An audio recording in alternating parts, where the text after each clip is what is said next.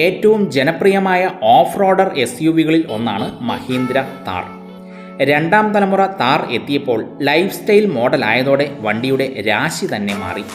റോഡിലായാലും of റോഡിലായാലും ഒരേപോലെ ഓടിക്കയറാൻ പറ്റുന്ന മിടുക്കനായി താർ അരങ്ങുവഴിയുകയാണ്. മുമ്പ് എതിരാളിയായി ഉണ്ടായിരുന്ന ഗൂർഖയ്ക്ക് താർക്കാനാവാതിരുന്ന പ്രതാപം തകർത്തെറിയാൻ സാക്ഷാൽ മാരുതി ജിംനി വരെ ഇന്ത്യയിൽ പിറവിയെടുക്കുകയുണ്ടായി.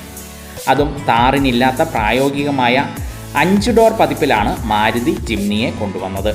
മഹീന്ദ്രയുടെ കഥ ഇതോടെ ഇല്ലാതാവുമെന്ന് പലരും പ്രവചിച്ചുവെങ്കിലും വൻ ട്വിസ്റ്റാണ് ഉണ്ടായത്.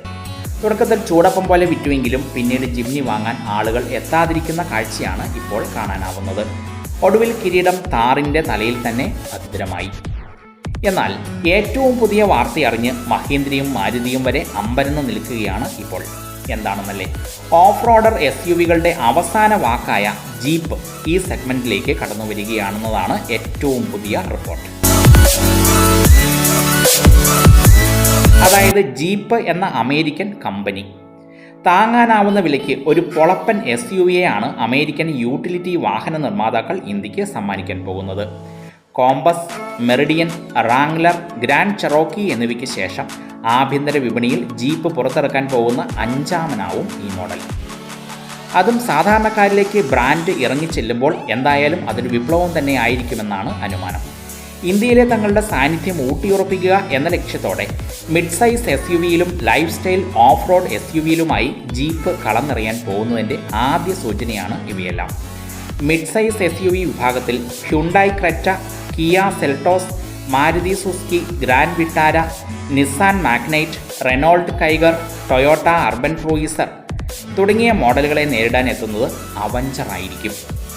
ഇനി മുകളിൽ പറഞ്ഞ വാർത്തയിലേക്ക് തിരികെ എത്തിയാൽ, മഹീന്ദ്ര താറുമായി മത്സരിക്കാൻ പാകത്തിൽ ഇന്ത്യൻ വിപണിക്ക് അനുയോജ്യമായ ഒരു lifestyle off road SUV അവതരിപ്പിക്കുന്നതിനെക്കുറിച്ച് ജീപ്പ് ആലോചിക്കുകയാണ്. അതിൻ്റെ ഭാഗമായുള്ള ആദ്യ പടിയിലാണ് കമ്പനി ഇപ്പോൾ. എതിരാളിയെ അപേക്ഷിച്ച് ഫീച്ചറുകളുടെയും വിലയുടെയും കാര്യത്തിൽ അല്പം കൂടുതൽ പ്രീമിയം അനുഭവം നൽകാൻ അമേരിക്കൻ ബ്രാൻഡിന് സാധിക്കുകയും ചെയ്യും. പുതിയ ജീപ്പ് SUVക്ക് 4WD 4 wheel drive setup, locking ഡിഫറൻഷ്യലുകൾ, കാര്യക്ഷമമായ പെട്രോൾ ഡീസൽ എഞ്ചിനുകൾ, body on frame platform, on roading കഴിവുകൾ എന്നിവയെല്ലാം ഉണ്ടാവും. ഡിസൈനിലേക്ക് നോക്കിയാലും ശരിക്കും ആളുകളെ കൊതിപ്പിക്കുന്ന രൂപമായിരിക്കും വരാനിരിക്കുന്ന മോഡലിന് ഉണ്ടാവുക. ഡിസൈനിൻ്റെ അടിസ്ഥാനത്തിൽ പുതിയ Jeep SUV off road king ആയ റാംഗ്ലറിൽ നിന്ന് പ്രചോദനം ഉൾക്കൊള്ളുമെന്ന് പ്രതീക്ഷിക്കുന്നു.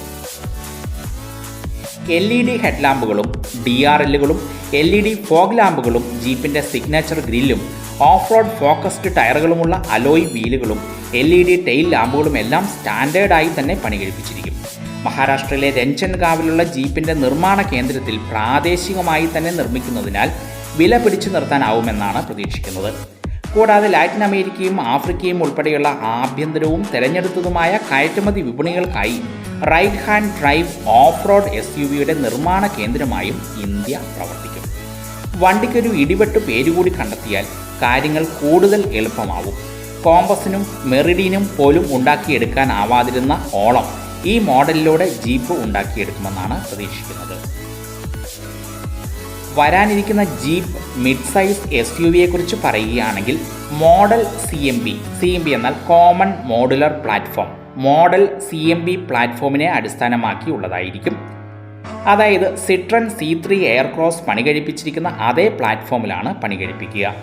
109 bhp പവറുള്ള 1.2 ലിറ്റർ ടർബോ പെട്രോൾ എഞ്ചിൻ തന്നെ ജീപ്പ് ഉപയോഗിക്കുമെന്നാണ് സൂചന. വില 8 ലക്ഷത്തിനും 12 ലക്ഷത്തിനും ഇടയിൽ.